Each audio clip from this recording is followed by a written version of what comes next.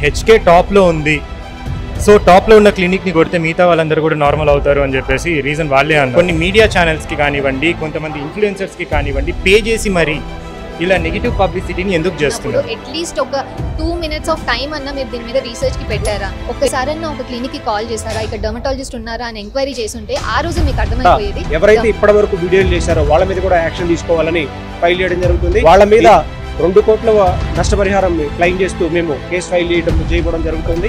అలాగే ఆయన మీ అడ్వకేట్ నాగూర్బాబు ఈ రోజు సోషల్ మీడియాలో హెచ్కే క్లినిక్ మీద జరుగుతున్నటువంటి రూమర్స్ అన్ని మీరు చూస్తూనే ఉన్నారు. హెచ్కే క్లినిక్ లో 40 మంది ఫేక్ డాక్టర్స్ ఉన్నారనేటువంటి allegations, HK clinic proper licences లేకుండా, లీగల్ గా ఎలాంటి అథెంటిసిటీ లేకుండా వాళ్ళ క్లినిక్ రన్ చేస్తూ ఉన్నారని, ఫేక్ ప్రొసీజర్స్ ఫాలో అవుతూ ఉన్నారని కొన్ని ఎలిగేషన్స్ రావడం జరిగింది. దీనికి సంబంధించి పబ్లిక్ డొమైన్ లోకి వచ్చి each and every document, every licence DGP గారికి ఇవ్వడం జరుగుతూ ఉంది. ఈ ట్రస్ట్ అందుకే ఇంత ఓపెన్ గా ప్రెస్ మీదకి వచ్చి మీరు మీడియా మిత్రులు రెడీగా ఉన్నారు, రండి, వెరిఫై చేసుకోండి, ప్రతి డాక్యుమెంట్ క్లియర్ గా చెక్ చేసుకోండి, చెప్పండి. ఇందులో హైడ్ ఏం లేదు కదా, హిడెన్ ఏం లేదు కదా.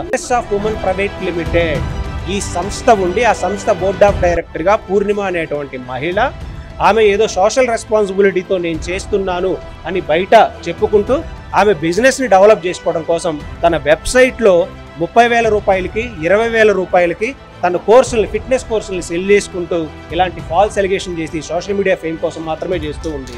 ప్రతి కాంపిటెంట్ అథారిటీకి సబ్మిట్ చేస్తూ ఉన్నాం కాబట్టి, ఈవెన్ డిహెచ్ఎంఓ గారు కూడా వచ్చి ఇన్స్పెక్షన్ చేసి మరీ వెళ్ళారు కాబట్టి మేము చాలా క్లియర్ గా లీగల్ యాక్షన్ తీసుకోవడానికి రెడీగా ఉన్నాం. లీగల్ గా మేము ముందుకు వెళ్తూ ఉన్నాం.